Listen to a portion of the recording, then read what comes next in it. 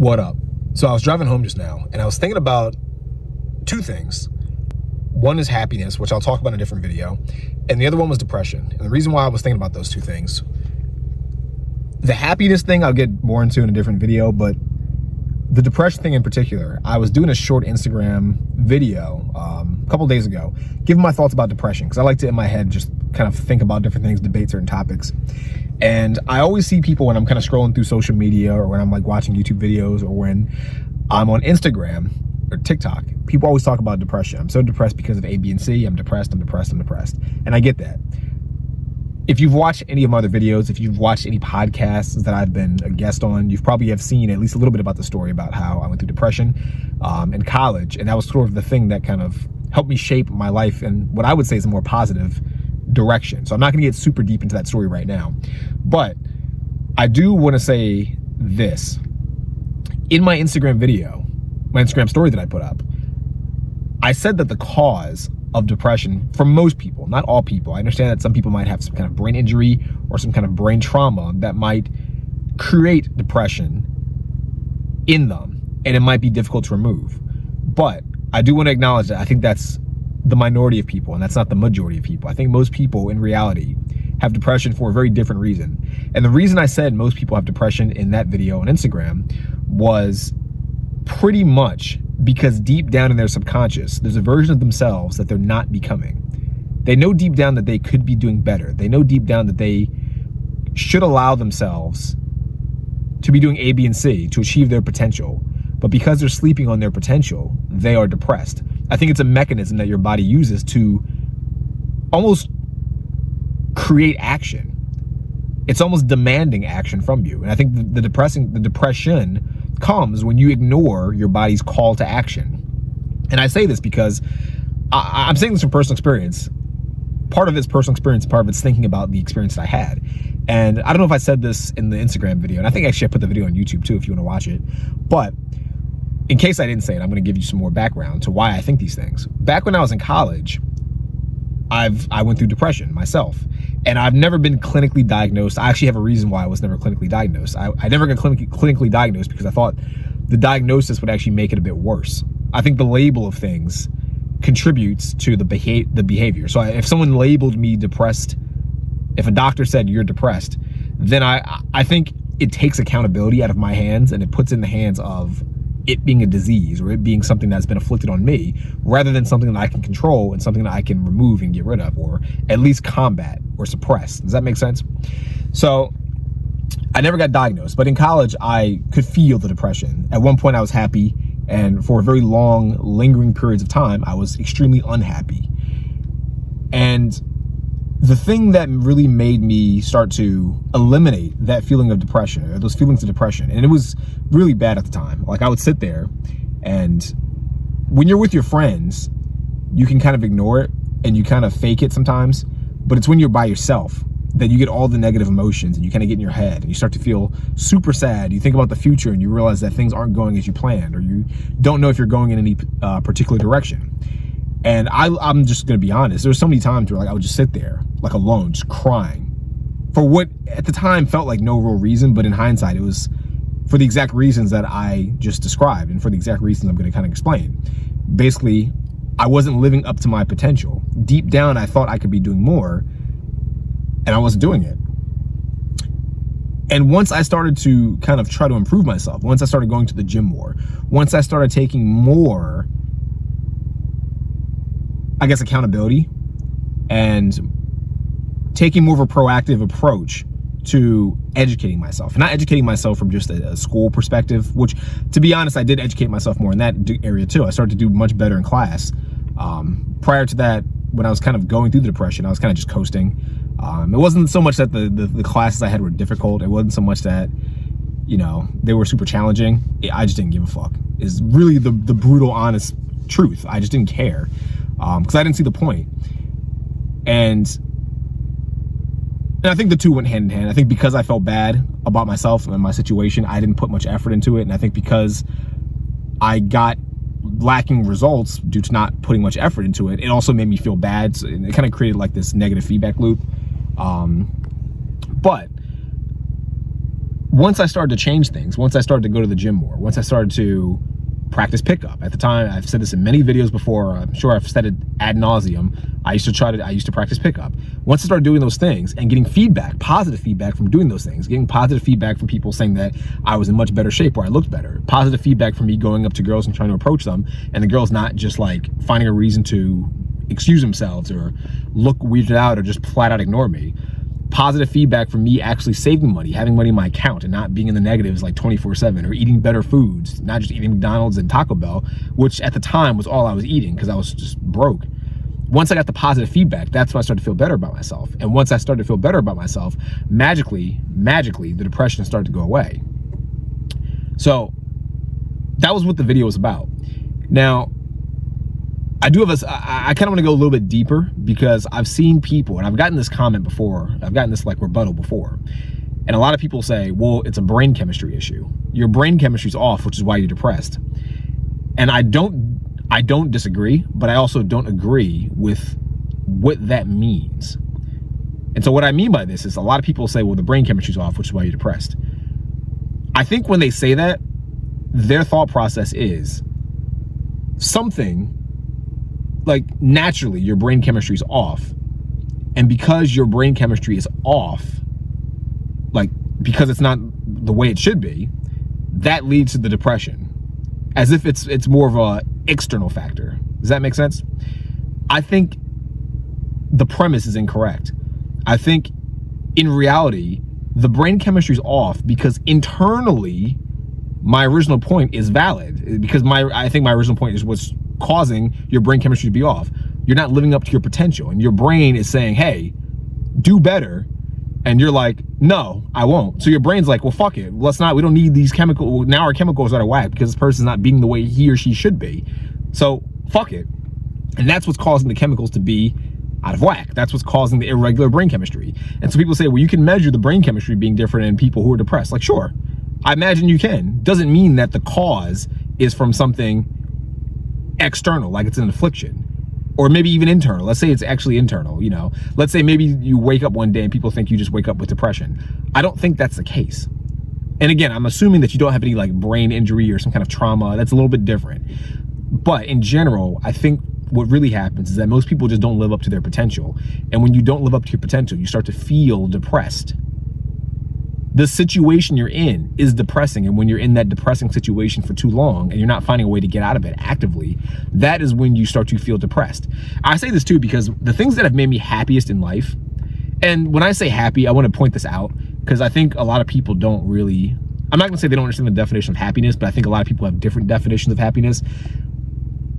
What most people call happy, I call joy. I think joy and what most people call happy is a bit different. And real quick, just, I know it's a side tangent, but I define joy as that temporary that temporary high that you get. Like if you're playing a video game, you know, you're sitting there with your boys playing a video game for like an hour or two. During those 2 hours, you feel joy. It's an elated sensation. To me, happiness is more of its general fulfillment or general contentment. Is that a word? Contentment? It's kind of that general sense of feeling in a positive state over a sustained period of time. I think that's what happiness is. And to me, happiness is something that's created. I shouldn't even say created. Happiness is just something that you have throughout the day. It's kind of like your default setting. Like if someone came up to me and made me upset for whatever reason, or tried to like curse me out or insult me, I am happy. So I might feel that negative emotion for maybe 5 minutes, 10 minutes, maybe even an hour, but I'll bounce back to being happy. I'll bounce back to my default setting, which is just being in a positive state. To me, that's happiness. So I wanted to kind of put that out there first so you understand exactly what I'm saying. In general, I'm happy. And I think the reason why I'm happy is because I'm always trying to progress. I'm always trying to do more things. I'm always on a mission. I always have goals. I always have something that I want to accomplish. And I tend to find, and this is super common, like I try to just like observe people and like see what they do and figure out if what they do, like I'll be honest, I kind of like just look at people, see how they act, see what they do, see how they talk about themselves. And I try to form my own opinions of them, not in a judgmental or negative way, but just as kind of like almost like a comparison type thing. Like, oh, I saw 50 people and they all don't have goals and they're all very depressed. I wonder if there's a correlation between having goals and pursuing the goals and depression. And I found that to be the case. The people who I find don't have goals, or any like strong goals, men and women, they're the ones that are depressed. The ones that coast through life, they're depressed. And the people, even if they're not in a great situation, but they have something they're striving for, or they have something to look forward to, those are the people that are the happiest. It's kind of like, I don't know if everyone's had this experience. I don't know if you've had this experience, but when I was a kid, the things that made me happiest when I was a kid was anticipation. Like, I'll give you actually a specific story. This is probably a weird story, but back when I was, I forget how old I was, maybe 10 or 11. Yeah, probably about 10 or 11. There was this game called, I think it was like Kirby 64 or Kirby and the Crystal Shards, something like that, for like, I think it was N64. And I remember seeing all these commercials. I was super excited. I really wanted it. You know, like you're a little kid and you really want like that next toy or that next video game. Let me turn this light real quick because it's getting kind of dark now. I really wanted that game like super bad. And I remember I was trying to like convince my parents for a while to buy it. And eventually they agreed and they said they were going to buy it. From the moment they said yes, up until the point that I put the game in the system, I was elated. I was extremely happy. I was probably like, I still recall how happy I was because I was just so happy. It was like an intense level of joy, but it was a very long-term sustained level of joy. It wasn't like just, 5 minutes of joy. It was like up until I put the game in the console, which I think took them like a month to actually buy the game after they agreed to buy it. I was super excited.